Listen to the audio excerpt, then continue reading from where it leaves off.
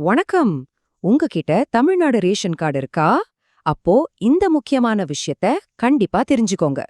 April மாசத்திலிருந்து 4 பெரிய மாற்றங்கள் வந்திருக்கு.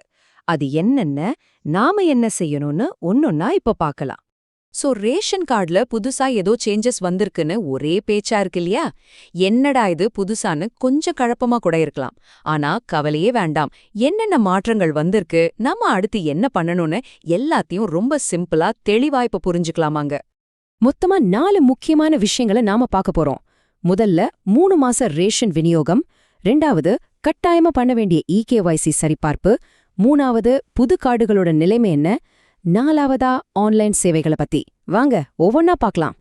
சரி வாங்க நம்ம லிஸ்ட்ல இருக்கிற முதல் அப்டேட்குள்ள போலாம். அதாவது 3 மாசத்துக்கான ரேஷன் பொருட்கள் விநியோகம். இது உண்மையிலே பல பேருக்கு ஒரு பெரிய வசதியா இருக்க போகுது. ஆமாங்க, இனிமே நீங்க 3 மாசத்துக்கு தேவையான ரேஷன் பொருட்களை ஒரே தடவையில வாங்கிக்கலாம். நீங்க பாக்குறது கரெக்ட் தான். இந்த ரூல் ஏப்ரல் மாசத்துல இருந்தே அமலுக்கு வந்துருச்சு. அதாவது இப்போ நீங்க ஏப்ரல், மே, ஜூன் இந்த 3 மாசத்துக்கும் சேர்த்து ஒரே அடியா அரிசி, கோதுமை மாதிரியான பொருட்களை வாங்கிடலாம். மாசம் ரேஷன் கடைக்கு போற வேலை இனிமே இல்ல. சரி, இந்த மாற்றம் எதுக்கு கொண்டு வந்தாங்கன்னு ஒரு கேள்வி வரும் இல்லையா? இதுக்கு 2 சூப்பரான காரணம் இருக்கு. ஒன்னு, நம்மள மாதிரி வேலைக்கு போறவங்களுக்கும் கிராமப்புற மக்களுக்கும் இது ரொம்பவே சௌகரியமா இருக்கும். 2வது, அரசாங்கத்துக்கும் பழைய ஸ்டாக் எல்லாம் கிளியர் பண்ணி புதுசா கோதுமை கொள்முதலுக்கு ரெடி ஆகுறதுக்கு இது ஹெல்ப் பண்ணுது. சொல்லப்போனா இது ஒரு வின்-வின் சிச்சுவேஷன் தான். அடுத்ததா நம்ம பார்க்க போறது ரொம்ப முக்கியமான ஒரு விஷயம், ஒரு க்ரூஷியல் ஸ்டெப்னே சொல்லலாம். அதுதான் கட்டாய இகேஒய்சி சரிபார்ப்பு. இதை யாரும் மிஸ் பண்ணிடவே கூடாது. இப்போ இகேஒய்சினா என்னன்னு ஒரு சந்தேகம் வரலாம். சிம்பிளா சொல்லணும்னா, உங்க ரேஷன் கார்டுல பேர் இருக்கிற ஒவ்வொருத்தரோட ஆதார் கார்டையும் ரேஷன் கார்டோட லிங்க் பண்றதுதான். இதன் மூலமா கார்டுல இருக்கிறவங்க உண்மையான நபர்கள் தானா அப்படின்னு அரசாங்கம் வெரிஃபை பண்ணும். இதை ஏன் இவ்ளோ அழுத்தி சொல்றோம்னா, ஒருவேளை உங்க குடும்பத்துல ஒருத்தர் இகேஒய்சி முடிக்கலைன்னா கூட ஃபியூச்சர்ல உங்களுக்கு ரேஷன் பொருட்கள் வாங்குறதுல பிரச்சனை வரலாம். அதனால தான் சொல்றோம், இதை ஒரு முக்கியமான வேலையா நினைச்சு உடனே பண்ணிடுங்க. அரசாங்கம் எதுக்கு இவ்ளோ ஸ்ட்ரிக்டா இருக்குன்னு கேட்டீங்கன்னா, சிஸ்டம்ல இருக்கிற போலி கார்டுகளை ஒழிக்கிறதுக்கு தாங்க.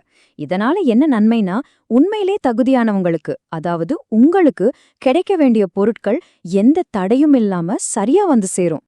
சரி, அடுத்து 3வது பாயிண்ட். புதுசா ரேஷன் கார்டுக்கு அப்ளை பண்ணிட்டு காத்துட்டு இருக்கீங்களா?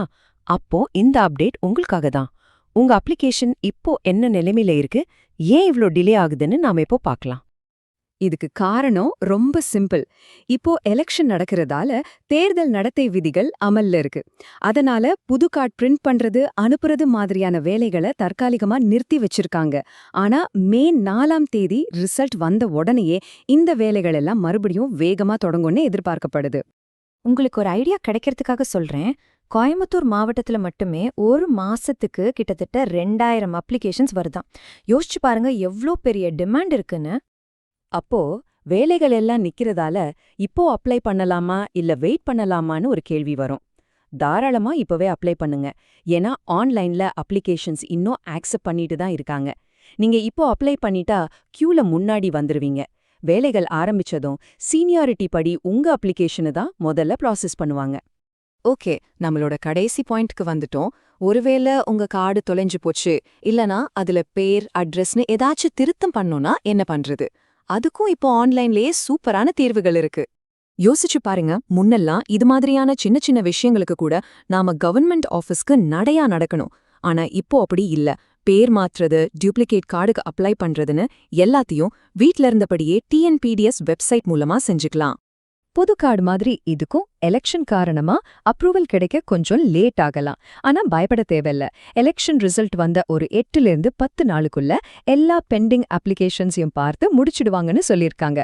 அதனால உங்களுக்கு ஏதாவது தேவை இருந்தா தயங்காம இப்பவே ஆன்லைன்ல அப்ளை பண்ணிடுங்க.